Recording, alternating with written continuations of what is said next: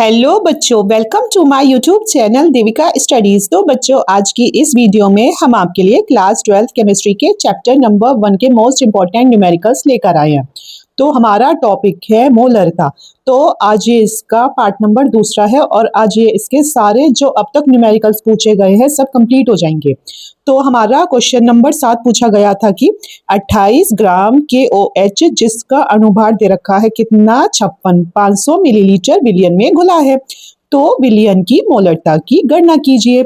अब इसमें तो आपको इसका अनुभार दे रखा है KOH का, किसका KOH का अनुभार इसने आपको दे रखा है। अगर आपको अनुभार क्वेश्चन में नहीं दिया गया है तो वो आपको खुद ही निकालना पड़ेगा। तो जैसे अनुभार निकालने के लिए यही हैं जो मोस्ट इम्पॉर्टेंट है, इनसे ही एग्जाम में अनुभार पूछे गए हैं। तो अब जैसे हमसे पूछा गया किसका, इसका पोटेशियम का कितना होता है 39, ऑक्सीजन का कितना होता है, ऑक्सीजन का होता है हमारा 16 और हाइड्रोजन का होता है 1, और जब इन्हें आपस में जोड़ते हैं तो कितना आता है 56 ग्राम प्रति मोल आता है। ठीक है, तो आप खुद देखो, आपको क्वेश्चन में इसका अनुभार 56 ही दे रखा है। तो सबसे पहले दे रखा है आपका क्या, विलय का भार। और इसमें विलय क्या है, विलय होता है कि जिसे हम पानी में घोलते हैं, विलय हो गया KOH। तो इसका भार कितना है, तो इसका भार आपको दे रखा है 28 ग्राम। ठीक है, तो अब हम इसका अनुभार भी आपको इसमें दे रखा है, मतलब WB का मान तो ये रहा, और आपका KOH का अनुभार, तो अनुभार होता है MB, तो वो कितना है 56 है, 56 ग्राम प्रति मोल। ठीक है, अब तीसरा क्या है, तीसरा इसमें दे रखा है 500 मिलीलीटर विलियन में घुला है, यानी ये हमें विलियन का आयतन दिया गया है। क्या दिया गया है, तो ये हमें विलियन का आयतन दिया गया है, यानी VT कितना 500 मिलीलीटर दे रखा है। ठीक है, तो बच्चों हमारा मोलरता का सूत्र होता है M बराबर भार बटे अनुभार गुना विलियन का आयतन। किसमें है, अगर मिलीलीटर में है तो ऊपर 1000 से गुना करनी पड़ेगी।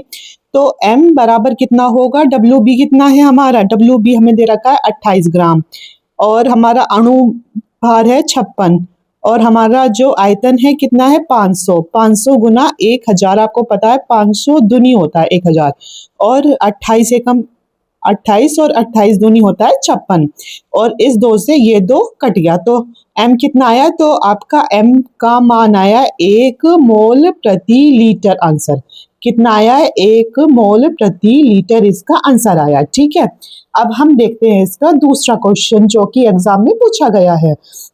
तो क्वेश्चन है हमारा 15 ग्राम पोटेशियम क्लोराइड 1 लीटर जल में घोला गया है, तो विलियन की मोलरता की गणना कीजिए।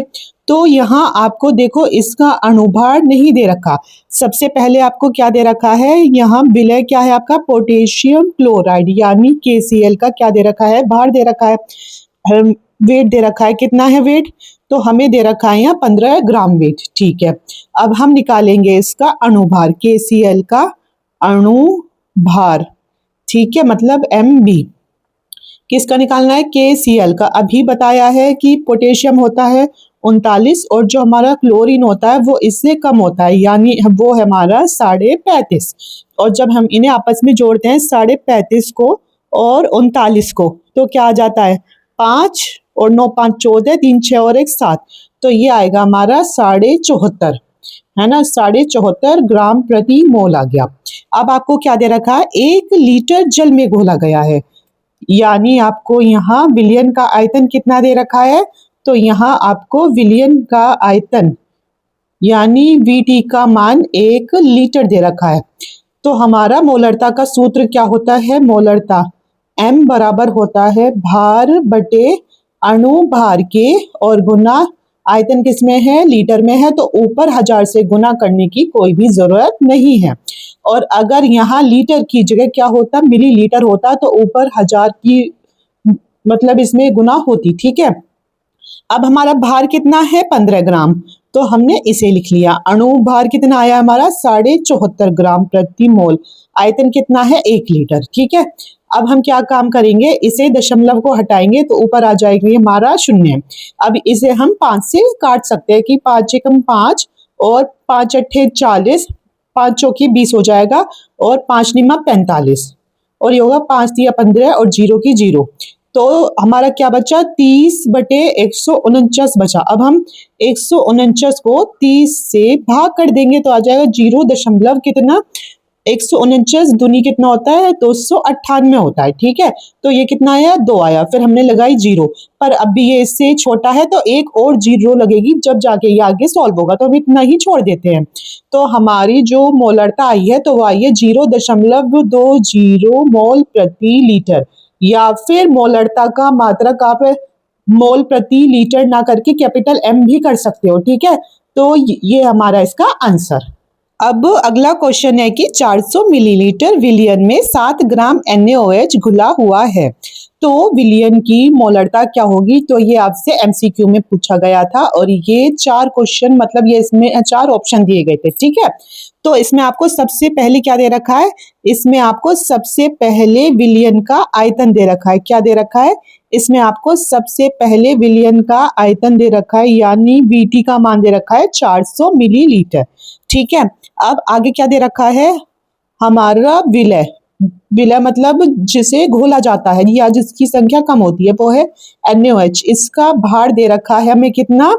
WB कितना दे रखा है? तो ये दे रखा है आपको 7 ग्राम।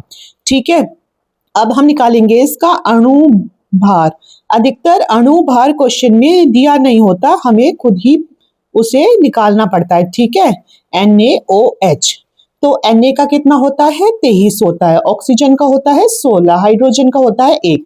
और जब मैं इन्हें याद करके आपको समझा सकती हूँ तो आप भी इन्हें एग्जाम में करके आ सकते हो, क्योंकि बच्चों कुछ भी इम्पॉसिबल नहीं है, मतलब जिसे हम सोचते हैं उसे हम कर भी सकते हैं। तो जब इन्हें मैं कर सकती हूँ तो आप भी इन्हें अच्छे से याद कर सकते हो। तो इसका आता है NaOH का 40 ग्राम प्रति मोल। ठीक है, अब हम लगाएंगे इसका क्या?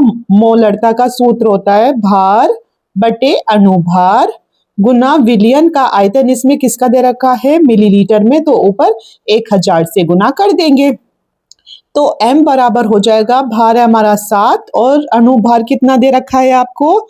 अणुभार कहाँ है? हमने निकाला है 40, आयतन कितना दे रखा है? 400 मिलीलीटर और गुना 1000 हो जाएगा। ठीक है, तो ये है 2 जीरो और ये है 1 जीरो, मतलब 3 जीरो से 3 जीरो कैंसिल। अब ऊपर क्या बचा? 7 बचा और ये क्या हुआ? 4 चौका 16 हुआ।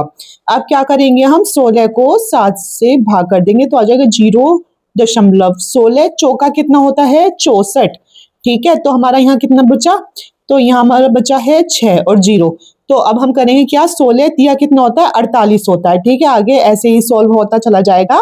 तो हमारा M का मान आया 0.437, आगे आ जाएगा, या आप इतना भी छोड़ सकते हो, और इसका मात्रक होता है मोल प्रति लीटर। तो ये हमारा इसका आंसर आया। तो बच्चों हर एक क्वेश्चन एग्जाम में पूछे गए हैं, इन्हें आपकी प्रैक्टिस के लिए दिया जा रहा है। ठीक है, अब अगला क्वेश्चन पूछा गया था कि 8 ग्राम NaOH को 450 मिलीलीटर विलियन में घुला है, तो विलियन की मोलरता क्या होगी? तो ये भी MCQ में पूछा गया है। तो हमें यहाँ क्या दे रखा है? विलय दे रखा है। विलय क्या है? NaOH का भार।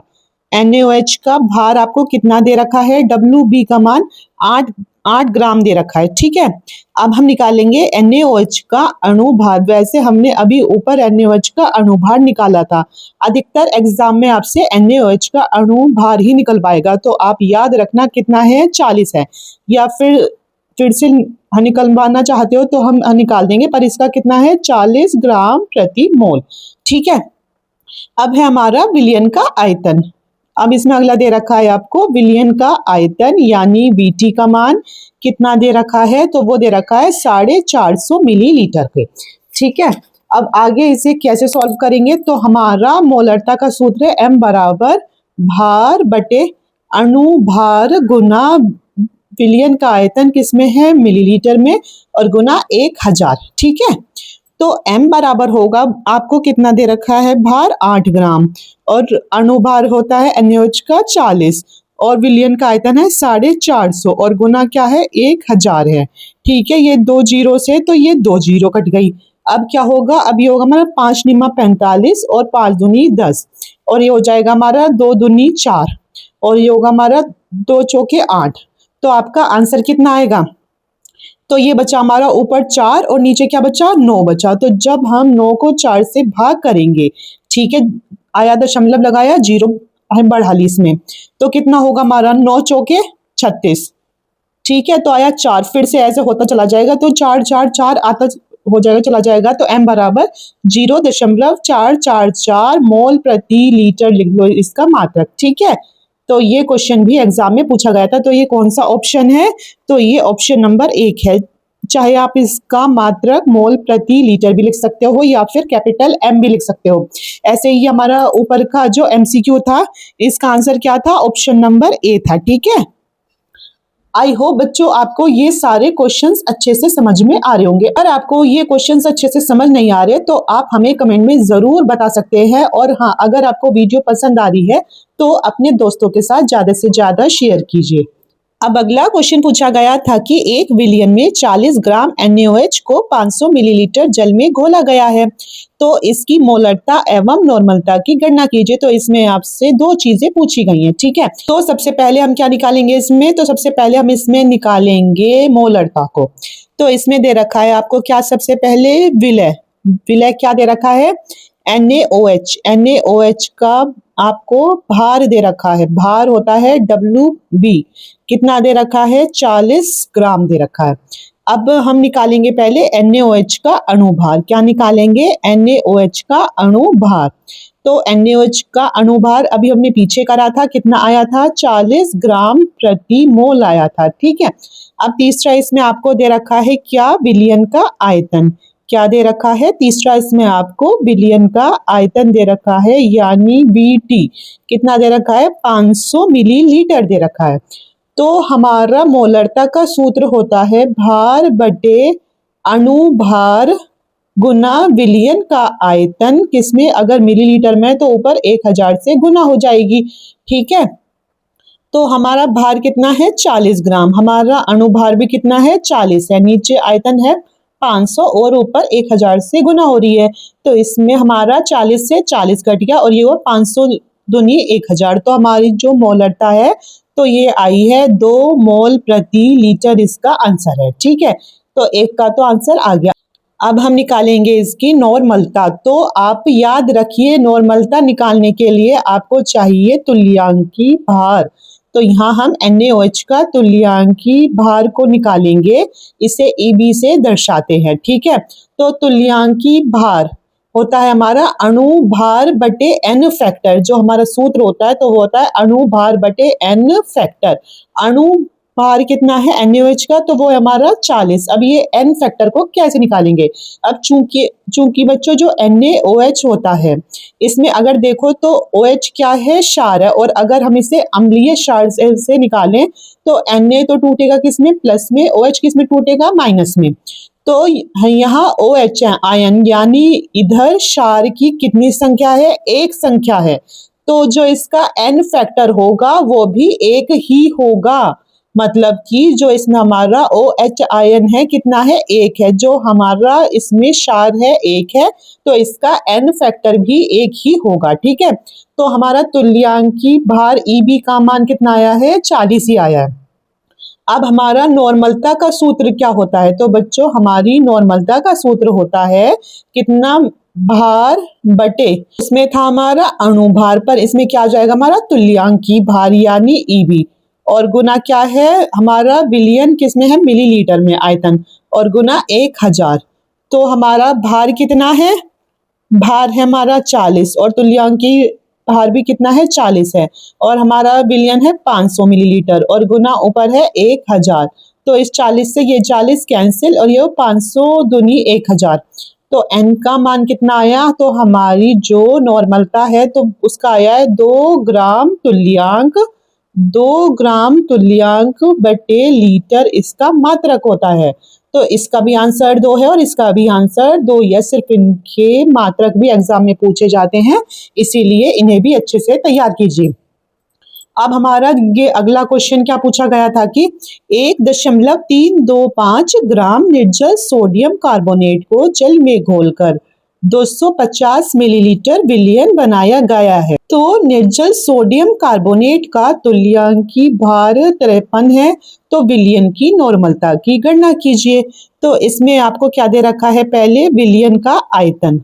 तो हमारा विलयन का आयतन किसमें है, तो विलयन का आयतन यानी Vt का मान दे रखा है आपको 250 मिलीलीटर। ठीक है, अब आगे क्या दे रखा है, विलय क्या दे रखा है, तो विलय दे रखा है निर्जल सोडियम कार्बोनेट यानी Na2CO3 का पहले क्या है, भार दे रखा है, कितना है भार, Wb का मान 1.325 ग्राम है। ठीक है, अब आगे हम पहले इसका क्या निकालेंगे, अणु भार निकालेंगे, Na2CO3 का अणु भार, क्योंकि फिर हमारा अणुभार बटे n फैक्टर होता है ना तुल्यांकीय भार। तो अणुभार कितना दे रखा है, mb हमें निकालना पड़ेगा Na2CO3 का।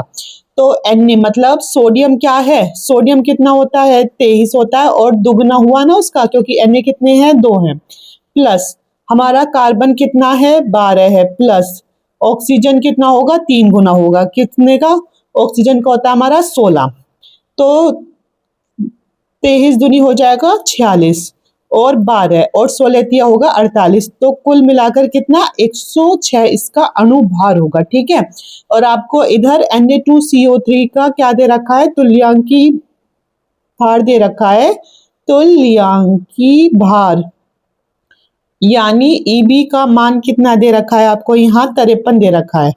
ठीक है, अगर नहीं दिया होता तो वो आपको उससे सूत्र से निकालना पड़ता।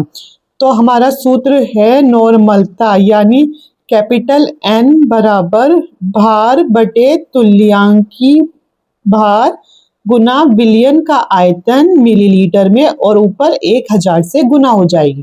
ठीक है, तो हमारा n बराबर होगा, भार कितना दे रखा है 1.325, और नीचे Eb का मान कितना दे रखा है, 53 दे रखा है, और हमारा विलयन का आयतन कितना है, 250 है, और ऊपर 1000 से गुना हो जाएगी। ठीक है, तो अब क्या कर सकते हैं, आप ये देखो, हमारा अगर हमें दशमलव हटाना है तो 1 2 3 जीरो आ जाएंगी, कहाँ, नीचे, दशमलव हटने पर नीचे 3 जीरो आएंगी, जब ही ये दशमलव हटेगा, तो 1000 से 1000 तो हट गया।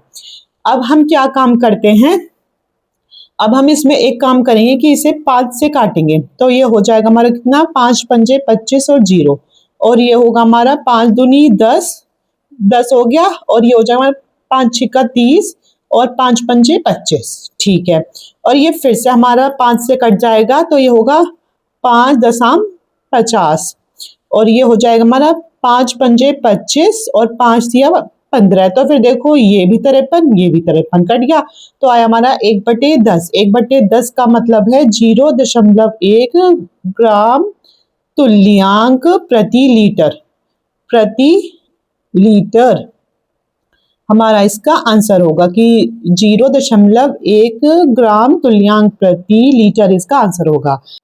तो बच्चों, आज की इस वीडियो में हमारे मोलरता के क्वेश्चन कंप्लीट हो चुके हैं, और ये सभी वो क्वेश्चन हैं जो कि अब तक एग्जाम में पूछे गए हैं, और इतने सारे क्वेश्चन आपको इसलिए कराए गए हैं कि ताकि आप इनका रिवीजन कर सको घर पर बैठकर। ठीक है, और आज की वीडियो को ज़्यादा से ज़्यादा अपने दोस्तों के साथ शेयर करना, और अगर आप चैनल पर नए हैं तो हमारे चैनल को सब्सक्राइब करना। Thank you so much.